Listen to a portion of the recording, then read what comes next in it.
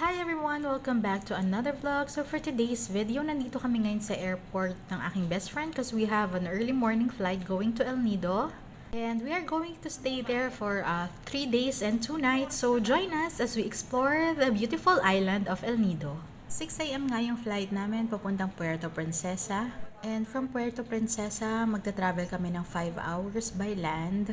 Nakapag-book na rin kami ng van beforehand, so no hassle na kami pagdating ng puerto. Meron ang susundo sa amin na van. And joiners nga pala yon, so it cost us 600 pesos each. And after almost 1.5 hours na nakarating na kami dito sa Puerto Princesa, AirAsia nga pala itong nasakyan namin because meron kaming na-book na murang ticket. And touchdown na kami here sa Puerto Princesa, Palawan. And we are on our way na nga to El Nido, and nandito kami naupo ng aking friend sa harap. It will take us 5 hours trip to El Nido.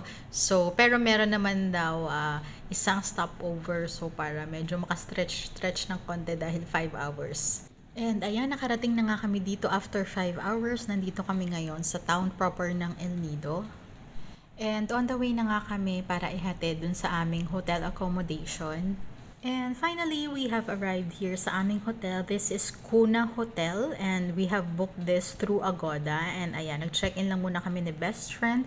And ito yung lobby ng hotel. This is the restaurant area with a very nice view. Dumaan muna kami dito bago kami pumunta sa aming room. After nga namin nag-rest, dumiretso na kami dito sa aming land tour, which is nabook na rin namin beforehand. And ang una namin pupuntahan is yung Nakpan Beach, which is 30 minutes away from our hotel. And we have finally arrived here at Nakpan Beach, and this is a 4-kilometer stretch of white sand. And napakaganda ng beach nila dito. Medyo strong yung wind that time na pumunta kami. Pwede din dito mag-surfing, and a lot of foreigners are also here. We only took some videos and photos dito sa Nakpan Beach, pero ang ganda ng dagat nila dito and super puti nung sand nila and pino siya. Karamihan na nagsaswimming dito ay mga turista, foreign tourists. Medyo malakas dito yung waves nung dagat and pwede ka din dito mag-surfing. Medyo pricey yung mga foods nila dito kasi mostly foreigner tourist ang nandito at saka malayo siya sa center. And ayan, meron kami nakitang rainbow kasi katatapos lang umulan at saka medyo makulimlim pa that time. Kahit medyo maulan, marami pa rin nagsuswimming sa beach, pero syempre careful pa din dahil napakalakas ng alon dito. Liu Beach nga pala itong next destination namin. So, dagat din siya. And ito, may mga nadaanan kami dito mga restaurants. And then, meron din ditong mga hotel accommodation. Pwede din kayo dito mag-book. And ito yung beach area. Medyo malakas yung alon kasi mahangin nga that time nung pumunta kami. Pero pwede din kayo mag-surfing dito.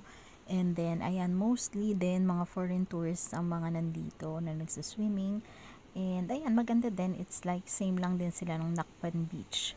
After ng land tour namin, nagpahinga muna kami ng konti and then dito kami napadpad ng aking best friend sa isang napakagandang bar, which is yung Loco Bar. 4 minutes lakad lang siya from our hotel. So ayan, ito yung Loco Bar dito sa may El Nido town. And meron silang projector dyan ng mga music videos, mga sound trip muna that time kasi wala pa yung live band nila. And ito lang yung itsura ng Loco Bar. And after a while nga na paghihintay, ito na yung live band nila. Ayan, nagstay lang kami dito for like 1 hour and then lumipat kami sa isang bar. This is Tribukorides Bar and Tattoo. Meron din silang branch sa Coron. And we end up our night here sa bar na ito. And yeah, that's it for today's video. And thank you for watching. Bye!